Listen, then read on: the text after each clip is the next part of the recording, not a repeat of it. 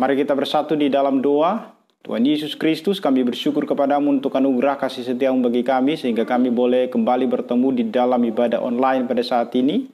Mari bukalah mata rohani kami untuk kami boleh mengerti firman Tuhan. Dalam nama Yesus kami berdoa. Amin. Shalom saudara yang terkasih dalam nama Tuhan Yesus Kristus. Topik kita pada saat ini adalah tentang eksposisi Kitab Injil Yohanes pasal yang ke-10 ayat yang ke-22 sampai dengan 39. Saya akan membacakannya untuk kita. Tidak lama kemudian, tibalah hari raya pentahbisan Bait Allah di Yerusalem. Ketika itu musim dingin, dan Yesus berjalan-jalan di Bait Allah di Serambi Salomo. Maka orang-orang Yahudi mengelilingi dia dan berkata kepadanya, "Berapa lama lagi engkau membiarkan kami hidup dalam kebimbangan? Jika engkau Mesias, katakanlah terus terang kepada kami." Yesus menjawab mereka, "Aku telah mengatakannya kepada kamu, tetapi kamu tidak percaya pekerjaan-pekerjaan yang kulakukan dalam nama Bapa-Ku. Itulah yang memberikan kesaksian tentang Aku. Tetapi kamu tidak percaya, karena kamu tidak termasuk domba-dombaku. Domba-dombaku mendengarkan suaraku, dan Aku mengenal mereka, dan mereka mengikut Aku. Dan Aku memberikan hidup yang kekal kepada mereka, dan mereka pasti tidak akan binasa sampai selama-lamanya. Dan seorang pun tidak akan merebut mereka dari tanganku. Bapa-Ku yang memberikan mereka kepadaku lebih besar daripada siapapun, dan seorang pun tidak dapat merebut mereka dari tangan Bapa. Aku dan Bapa adalah satu."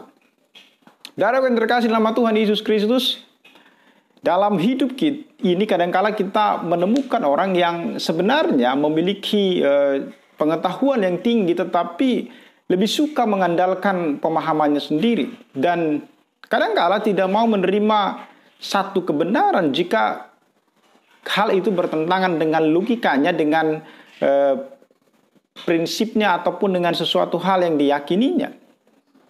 Dan bahkan tidak jarang kemudian mereka menolak, bahkan bertindak dengan keji. Hal yang hampir sama sesungguhnya kita bisa temukan dengan apa yang terjadi dengan orang-orang Yahudi di Bait Allah. Awal kisah perdebatan antara orang Yahudi di Bait Allah dengan Yesus disebutkan terjadi ketika Yesus berjalan-jalan di Bait Allah di Serambi Salomo.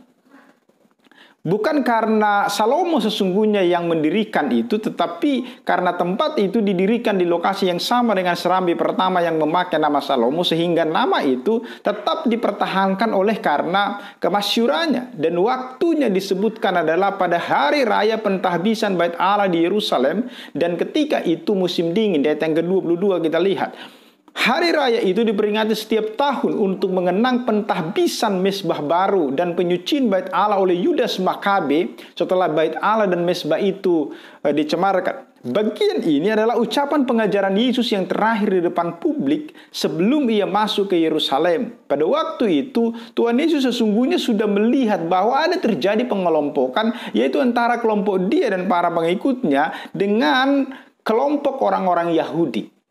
Jadi kita melihat di sini di dalam membahas Yohanes pasal 10 ayat 22 sampai dengan 39 ini, sebenarnya kalau kita nanti bisa eksplor lebih jauh, ada begitu banyak sebenarnya hal yang bisa kita bahas sesungguhnya. Tapi karena keterbatasan waktu, maka saya akan fokus kepada beberapa hal saja. Nah, di dalam bagian nats ini kita melihat bahwa secara terang-terangan orang-orang Yahudi mempertanyakan apakah benar bahwa Yesus adalah Mesias yang ditunggu-tunggu. Di ayat yang ke-24 kita melihat mereka berkata, maka orang-orang Yahudi mengelilingi dia dan berkata kepadanya, "Berapa lama lagi engkau membiarkan kami hidup dalam kebimbangan? Jikalau engkau Mesias, katakanlah terus terang kepada kami."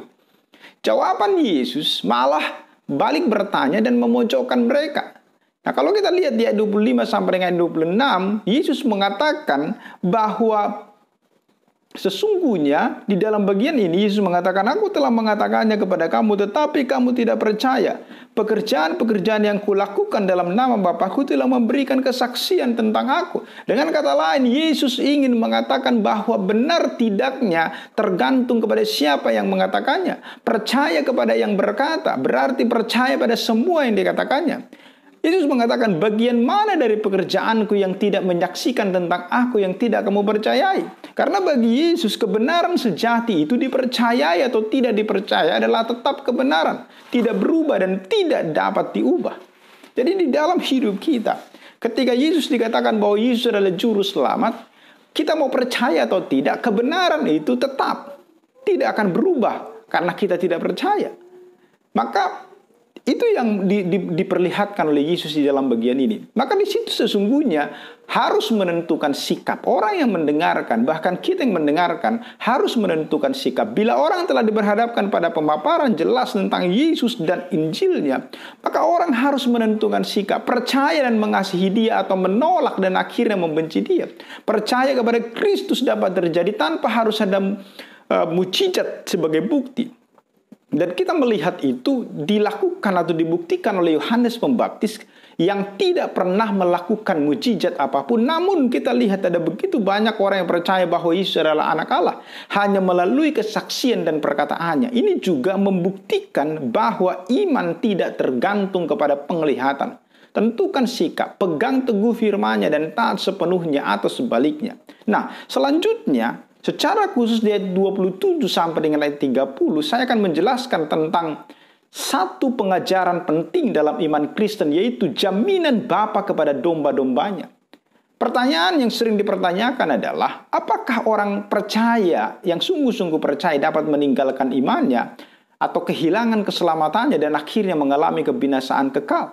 Ini pertanyaan yang sering dipertanyakan. Sebagian orang berpendapat bahwa orang percaya sejati oleh karena dia memiliki yang namanya free will atau kebebasan dapat meninggalkan imannya dan kehilangan keselamatan. Namun sebagian lagi berpendapat bahwa kalau orang yang percaya sungguh-sungguh oleh karena Tuhan memelihara mereka, maka tidak mungkin mereka meninggalkan imannya dan kehilangan keselamatan. Pertanyaannya, mana sebenarnya dari pandangan ini yang benar? Kalau kita memperhatikan sesungguhnya, saya beranggapan bahwa pandangan yang kedua, yaitu bahwa orang percaya yang sudah sungguh-sungguh percaya tidak mungkin meninggalkan imannya dan kehilangan keselamatannya. Lebih dapat kita lihat lebih bertanggung jawab secara alkitabiah. Memang kita membutuhkan penjelasan yang lebih komprehensif tentang argumentasi ini. Walaupun demikian, kalau kita memperhatikan sesungguhnya ketika kita meninjau di Yohanes pasal 10 ayat 27 sampai dengan 30 yang sudah kita baca, kita melihat bahwa sesungguhnya keselamatan daripada orang-orang yang sudah percaya kepada Kristus itu dijamin oleh Allah. Dikatakan di ayat 27 sampai dengan 30, domba-dombaku mendengarkan suaraku dan aku mengenal mereka dan mereka mengikut aku dan aku memberikan hidup yang kekal kepada mereka dan mereka pasti tidak akan binasa sampai selama-lamanya. Seorang pun tidak akan merebut mereka dari tanganku. Bapakku yang memberikan mereka kepadaku lebih besar daripada siapapun dan seorang pun tidak dapat merebut mereka dari tangan Bapa. Aku dan Bapa adalah satu.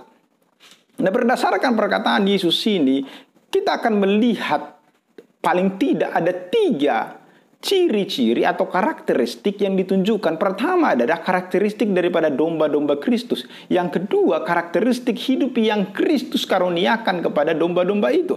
Dan yang ketiga adalah karakteristik gembala yang memelihara domba-domba itu. Maka lihat yang pertama, di dalam Yohanes 10, Yesus menyebut umatnya, yaitu orang-orang percaya, sebagai domba-dombaku. Mereka adalah orang-orang yang secara khusus diberikan Bapa kepadanya, dari 29a. Dan yang ditebus dengan nyawanya sendiri. Di ayat 11 dan 15 di dalam Yohanes pasal 10, kita melihat, tetapi seorang asing, ayat 11 dikatakan, akulah gembala yang baik. Gembala yang baik memberikan nyawanya bagi domba-dombanya. Dan ayat 15 itu, sama seperti Bapa mengenal aku dan aku mengenal Bapa dan aku memberikan nyawaku kepada domba-dombaku.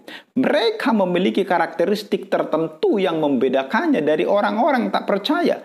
Baik yang tak percaya secara terang-terangan maupun yang tak percaya secara tersembunyi. Dalam Yohanes 10 ayat 27, Yesus menyebutkan ciri-cirinya. Yang pertama adalah bahwa domba-domba itu mendengarkan suaranya. Kata mendengarkan yang dipakai oleh Yesus di sini sesungguhnya mau mengatakan adalah bukan hanya mendengarkan dengan telinga jasmani, tetapi lebih daripada itu. Mendengarkan yang dimaksudkan adalah mendengarkan dengan penuh kerinduan, penuh perhatian, memiliki pemahaman yang benar. Ada kepercayaan di situ, ada ketundukan di situ. Mereka yang tidak termasuk dalam kawanan domba Kristus mungkin mendengarkan suaranya dengan telinga jasmani, tetapi mereka tidak akan mendengarkan dengan sikap yang demikian.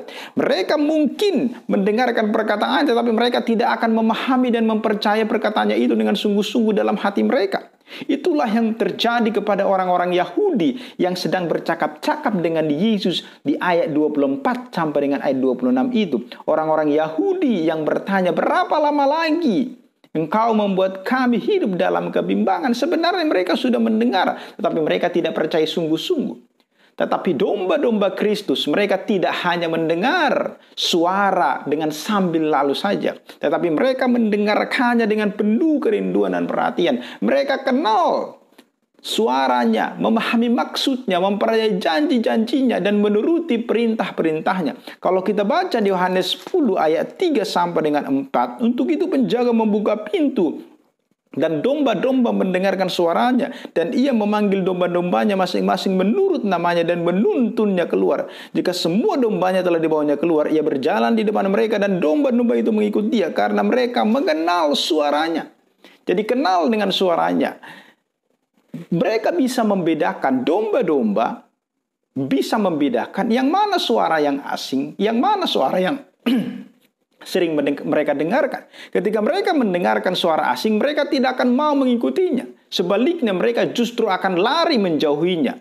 Namun ketika mereka mendengar suara Kristus, mereka akan segera datang dan mengikutinya. Kemudian yang kedua, karakteristik daripada domba-domba Kristus itu adalah mereka dikenal olehnya. Ayat 27 itu masih pengenalan yang dimaksudkan oleh Yesus di sini bukanlah pengenalan yang bersifat intelektual, melainkan sesungguhnya pengenalan yang sifatnya rasional. Secara intelektual tentu Yesus mengenal semua manusia tanpa terkecuali di dunia ini karena Dia adalah Allah yang Maha Tahu. Walaupun demikian, tidak semua orang mempunyai hubungan atau relasi pribadi dengan Dia. Sebagian orang secara terang-terangan menolak dan memusuhinya. Sebagian yang lain mungkin nampak dekat dengannya dan menyerukan namanya dengan bibir mereka. Tetapi mereka tidak sungguh-sungguh memiliki persekutuan pribadi dengannya. Karena itu, kalau kita membaca nanti di dalam Matius 7 ayat 22 sampai dengan 23. Mereka-mereka yang pernah melakukan pelayanan itu. Tetapi bukankah kami bernubuat demi namamu, mengusir setan demi namamu. Tetapi Yesus mengatakan, enyahlah dari hadapanku, aku tidak mengenal engkau. Namun, domba-domba Kristus tidak demikian. Mereka tidak hanya dekat dengannya secara fisik dan menyerukan namanya dengan bibir mereka, tetapi juga memiliki persekutuan dengannya secara pribadi. Mereka mengasihinya dan menikmati keberadaannya. Karena itu, Yesus mengatakan bahwa Dia mengenal mereka bukan hanya secara intelektual, tetapi juga secara relasional. Yang ketiga, karakteristik daripada domba-domba itu adalah mereka mengikutinya. Domba-domba Kristus akan selalu mengikuti Kristus kemanapun Dia pergi. Mereka tidak peduli kemana Kristus akan menuntun mereka, karena mereka telah menaruh kepercayaan mereka sepenuhnya kepadanya. Sekalipun ada kalanya mereka melewati lembaga kelaman, tetapi mereka tidak akan khawatir. Kenapa? Karena mereka tahu dengan pasti Kristus tidak akan pernah menyesatkan dan membawa mereka kepada kebinasaan. Sebaliknya, Dia pasti menuntun mereka di jalan yang benar menuju hidup yang kekal. Demikianlah domba-domba Kristus, yaitu orang-orang yang percaya sejati. Mereka yang senantiasa memperhatikan perkataan Kristus, bersekutu dengannya secara pribadi, dan mengikutinya kemanapun Dia menuntun mereka.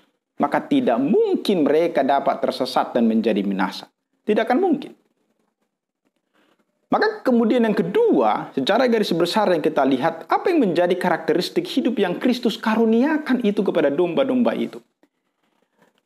Kita melihat bahwa sesungguhnya domba-domba itu memiliki ketekunan mengikut Kristus, dan itu bukan yang menyebabkan mereka. Kalau kita katakan mereka mendengar, mereka mengikut, mereka memiliki hubungan pribadi dengan Tuhan, sesungguhnya bukan itu yang menyelamatkan mereka. Tetapi keselamatan, penyebab keselamatan atau karunia yang diberikan itu hidup yang diberikan oleh Kristus itu adalah sesuatu hal yang diberikan oleh Tuhan.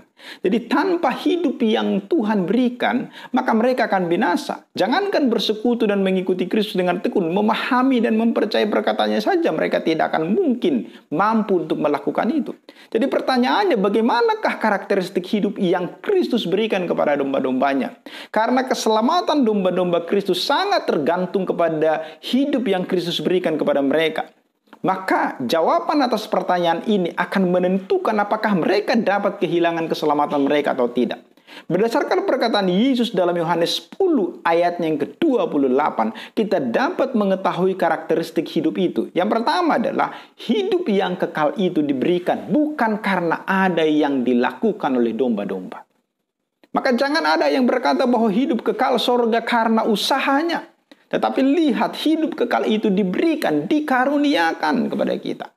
Nanti lebih jelas itu kalau kita membaca di dalam Efesus 2 ayat 8-9 bahwa hidup kekal itu dikaruniakan. Makanya tidak boleh ada orang yang memegahkan diri, menyombongkan diri. Karena itu bukan hasil usahanya tetapi pemberian Allah. Yang kedua, hidup itu bersifat kekal. Yesus tidak hanya mengatakan bahwa dia terus-menerus memberikan hidup kepada domba-dombanya. Tetapi dia menegaskan bahwa hidup yang diberikannya itu adalah hidup yang kekal. Artinya hidup itu tidak hanya bertahan untuk sementara waktu, tetapi bertahan untuk selama-lamanya. Hidup itu tidak akan pernah berakhir, karena itu setiap orang yang memiliki Kristus tidak akan pernah binasa sampai selama-lamanya. Amin. Demikianlah hidup yang Kristus berikan itu adalah hidup yang kekal, yang bertahan sampai selama-lamanya, dan tentunya ditopang olehnya. Bila demikian, bagaimana mungkin domba-dombanya itu orang-orang percaya sejati yang menerima hidup kekal itu dapat kehilangan keselamatan dan mengalami kebinasaan? Tidak mungkin, karena itu akan menjadi satu kontradiksi di dalam dirinya sendiri. Maka kita melihat itu. Karena Tuhan sendiri yang mengaruniakan, maka tidak akan mungkin kehilangan keselamatan itu.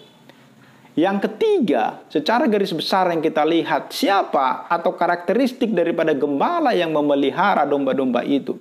Karena didasarkan kepada selain daripada hidup yang diberikan oleh Kristus sebagai jaminan keselamatan domba-domba itu, maka kita juga melihat bagaimana karakteristik daripada gembala itu sendiri. Bila gembala itu jahat, dia mungkin akan meninggalkan dan membiarkan mereka binasa. Bila gembala itu lemah, dia tidak akan dapat melindungi mereka dari bahaya yang besar. Namun dikatakan apa? Domba-domba Kristus tidak dipelihara oleh gembala yang lemah, yang jahat. Tetapi dia dipelihara oleh gembala yang sangat besar, yang berkuasa, yang perkasa. Maka itu sebabnya kita melihat Yesus Kristus sangat mengasihi mereka sehingga dia tidak akan membiarkan mereka lepas dari tangannya. Disebutkan, kalau kita membaca di ayat yang ke-11 pasal yang ke-10 itu, Yesus disebutkan adalah gembala yang baik dan sangat mengasihi domba-domba itu. Kasihnya telah ditunjukkan lewat pengorbanannya bagi mereka, di mana dia telah menyerahkan nyawanya demi keselamatan mereka. Bahkan pengorbanan itu dilakukan pada saat mereka masih lemah, masih berdosa, mendurhaka terhadapnya. Bila demikian, tidak mungkin kan sekarang setelah domba-domba itu mengikuti dia akan meninggalkan dan membiarkan mereka binasa begitu saja.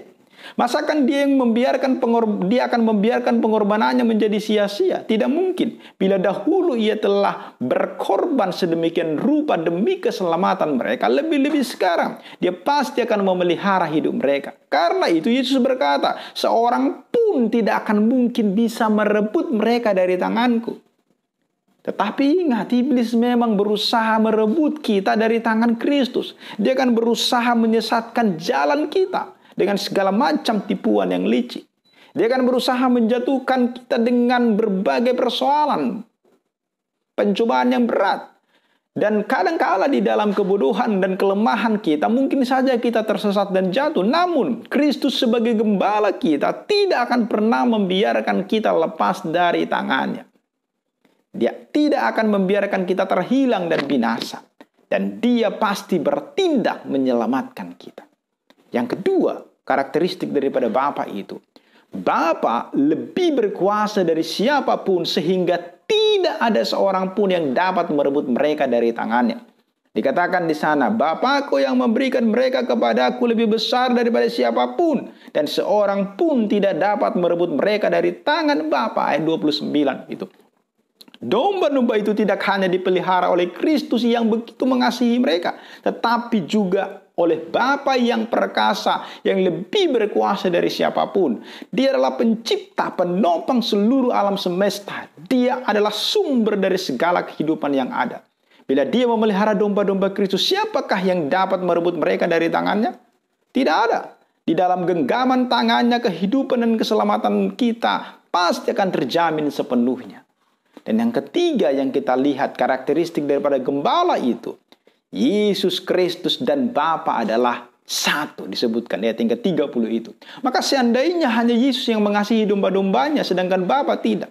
Seandainya hanya Bapa yang berkuasa melebihi siapapun, sedangkan Yesus tidak. Dan seandainya Yesus dan Bapa saling bertentangan satu dengan yang lain, maka ada kemungkinan bagi domba-domba Kristus untuk kehilangan keselamatan dan mengalami kebinasaan. Namun kenyataannya tidak demikian. Sekalipun Yesus dan Bapa adalah dua pribadi yang berbeda, tetapi mereka berbagian dalam satu hakikat yang sama. Artinya mereka juga berbagian dalam kasih dan kuasa yang sama. Bukan hanya Yesus yang mengasihi domba-dombanya, Bapa juga. Bukan hanya Bapa yang berkuasa dari siapapun yang menjaga, Yesus juga. Lebih daripada itu, mereka juga memiliki hikmat, rencana, dan tujuan yang sama. Tidak ada konflik kepentingan, tidak ada pertentangan di antara keduanya. Karena itu keselamatan domba-domba Kristus sungguh terjamin di tangan Yesus dan Bapa yang memelihara mereka. Dan kita juga tentunya. Jadi kalau kita memperhatikan dari semua apa yang sudah saya sampaikan itu tadi, dari karakteristik daripada domba-domba Kristus, karakteristik hidup yang Kristus berikan kepada mereka, dan dari karakteristik gembala yang memelihara mereka, jelaslah bahwa domba-domba Kristus yaitu orang-orang percaya sejati tidak mungkin bisa kehilangan keselamatan dan mengalami kebinasaan kekal. Sebaliknya, keselamatan mereka sungguh-sungguh pasti akan terjamin. Kenapa? Karena kasih dan kuasa gembala yang memelihara hidup dan menopang kita, dan hidup yang baru yang sudah kita terima akan bertahan selama-lamanya. Dan kita akan terus dengan setia mendengarkan, bersekutu, dan mengikuti gembala itu sampai dengan akhirnya nanti. Sesungguhnya kebenaran ini merupakan satu penghiburan dan pengharapan yang luar biasa bagi kita yang sungguh-sungguh mau percaya kepada Kristus. Ketika iblis mendakwa kita atas segala dosa yang kita perbuat dan berusaha menjauhkan kita dari persekutuan dengan Allah kita, sama seperti apa yang disebutkan oleh Rasul Paulus, siapakah yang akan menggugat orang-orang pilihan Allah? Allah yang membenarkan mereka. Siapakah yang akan menghukum mereka? Kristus Yesus yang telah mati. Bahkan lebih lagi yang telah duduk dan juga duduk di sebelah kanan Allah yang malah menjadi pembela bagi kita. Dan ketika terjadi berbagai tekanan, kesukaran, penderitaan menerpa hidup kita, kita pun dapat berseru seperti Paulus, siapakah yang akan memisahkan kita dari kasih Kristus? Penindasan, kesesakan, penganiayaan, kelaparan, ketelanjangan, bahaya atau pedang? Tetapi dalam semuanya itu kita lebih daripada orang-orang yang menang oleh Dia yang telah mengasihi kita. Sebab aku yakin bahwa baik maut, hidup, baik malaikat-malaikat maupun pemerintah-pemerintah, baik yang ada sekarang maupun yang akan datang, atau kuasa, baik yang di atas, di bawah, sesuatu makhluk lain tidak akan dapat memisahkan kita dari kasih Kristus yang dalam Kristus Yesus Tuhan kita. Roma 8 ayat 35 sampai dengan 39. Dengan demikian, tidak ada lagi sesungguhnya keraguan-raguan, ketakutan, keputusasaan bagi kita orang-orang yang percaya kepada Kristus. Sebaliknya, iman, pengharapan, dan kasih kita kepada Allah dapat bertumbuh semakin kokoh dalam Yesus Kristus Tuhan kita. Dan Allah pun akan semakin dimuliakan lewat hidup kita. Bagi Dia yang berkuasa menjaga, supaya kita jangan pernah tersandung lagi, dan tidak mungkin membawa kita kepada kebinasaan, dan yang membawa kita dengan tak bernoda dan penuh kegembiraan di hadapan kemuliaannya. Allah yang Esa, Juru Selamat kita oleh Yesus Kristus Tuhan kita, bagi Dia adalah kemuliaan, kebesaran, kekuatan, kuasa sebelum segala abad dan sekarang dan sampai selama-lamanya. Biarlah nama Tuhan dipermuliakan dalam seluruh kehidupan kita. Maka lewat nats ini kita belajar bahwa Bapa, Yesus, sungguh-sungguh memproteksi kita, menjaga kita, memelihara kita, maka tidak ada yang bisa merebut kita, melepaskan kita dari kasih Allah. Maka ketika kita mati, hidup kekal itu menjadi milik kita. Kenapa? Karena ada Yesus, Bapa yang menggenggam kita, memegang kita. Bagi kita yang hari ini sudah percaya kepada Kristus, bersyukurlah. Sekalipun ada penderitaan persoalan, ingatlah, itu tidak akan mungkin memisahkan kita dari kasih Kristus. Bagi kita yang sampai dengan hari ini belum percaya kepada Kristus, lihat apa yang saya sudah sampaikan hari ini, bahwa bersama-sama dengan Kristus ada jaminan keselamatan, ada jaminan hidup yang kekal bagi kita. Biarlah kita yang boleh mengerti hari ini, biarlah kita mengerti. Dan kita yang belum mengerti, minta Roh Kudus membukakan mata rohani kita, supaya kita sungguh-sungguh boleh mengerti firman Tuhan yang boleh diberitakan bagi kita pada saat ini. Dimuliakanlah Tuhan dalam seluruh kehidupan kita. Amin. Makasih Bapa untuk firman-Mu bagi kami yang sudah boleh kami dengarkan. Kami hari ini memiliki keyakinan yang kokoh bahwa Kristus, Bapa, sungguh-sungguh menjamin kehidupan kami. Dimuliakanlah Engkau Tuhan, dalam Kristus Yesus kami berdoa. Amin. Saudaraku yang terkasih, kita bersyukur atas firman Tuhan yang boleh kita dengarkan. Kiranya itu akan meneguhkan kita di dalam seluruh kehidupan kita.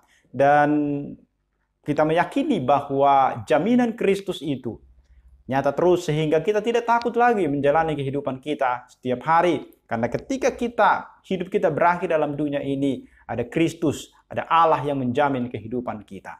Maka sebelum kita akhiri ibadah kita hari ini, kita akan menyanyikan pujian. Dan kita juga boleh mengumpulkan persembahan kita yang terbaik bagi Tuhan. Kita naikkan pujian dari Kidung Jemaat nomor 387. Ku heran Allah mau memberi rahmat-Nya bagiku.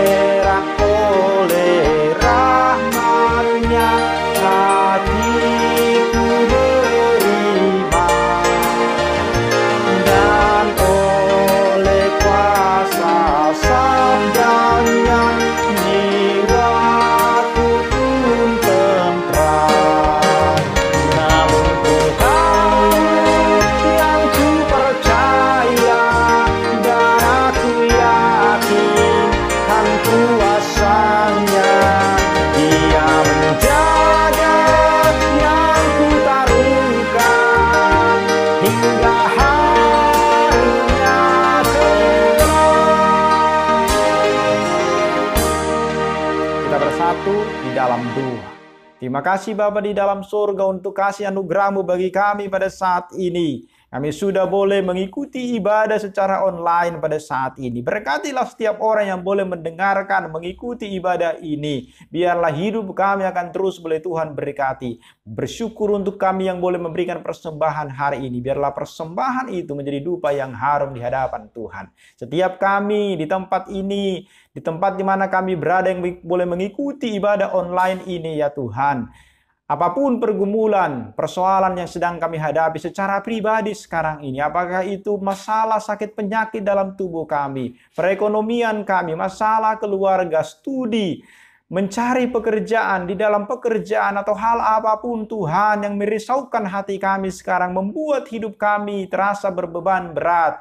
Tuhan Yesus, kami tahu keselamatan itu, kematian itu sudah Engkau kalahkan. Maka kami tahu Engkau jauh lebih besar daripada segala pergumulan persoalan hidup kami. Dimuliakanlah Engkau Tuhan dalam seluruh kehidupan kami ini. Kami mengakhiri ibadah kami pada saat ini di dalam doa yang Tuhan ajarkan kepada murid-murid. Mari kita sama-sama berdoa. Bapa kami yang di sorga, dikuduskanlah namamu, datanglah kerajaanmu, jadilah kehendakmu di bumi seperti di sorga. Berikanlah kami pada hari ini makanan kami yang secukupnya, dan ampunilah kami atas segala kesalahan kami seperti kami juga mengampuni orang yang bersalah kepada kami. Dan janganlah membawa kami ke dalam pencobaan, tapi lepaskanlah kami daripada yang jahat, karena Engkau yang punya kerajaan dan kuasa dan kemuliaan sampai selama-lamanya. Amin. Biarlah kasih karunia daripada Allah Bapa, kasih setia daripada anaknya Tuhan Yesus Kristus, persekutuan dengan Rohul Kudus, itulah yang menyertai kita dari hari ini sampai dengan selama-lamanya. Amin. Kita menyanyikan Bapa, terima kasih. Bapa, terima kasih. Bapa, terima kasih. Bapa di dalam surga, ku berterima kasih.